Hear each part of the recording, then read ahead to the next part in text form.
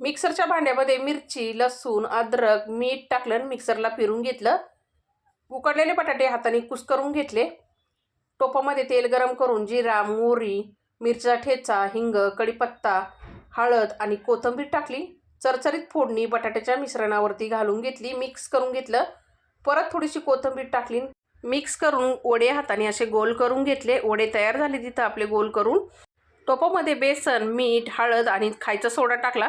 थोड्या थोड्या पाण्याचा वापर करून असं बॅटर तयार करून घेतलं. त्यामध्ये वडे सोडून घेतले, डिप करून घेतले, गरम तेलामध्ये सोडून घेतले. साईडने थोडं एक्स्ट्राचं बॅटर टाकलेलं आहे, आपल्याला चटणीसाठी लागते ते. वडे फ्राय करून झालेले आहेत, आपले काढून घेतले. मिक्सरच्या भांड्यामध्ये फ्राय केलेला बेसनचा चुरा, काश्मीरी मिरची पावडर, लसूण, मीठ टाकून मिक्सरला फिरून चटणी तयार करून घेतली. तयार झाला इथं आपला मुंबईचा स्पेशल असा वडापाव. तुम्ही कसा वडापाव बनवता ते कमेंटमध्ये नक्की सांगा आणि या वडापाव खायला धन्यवाद.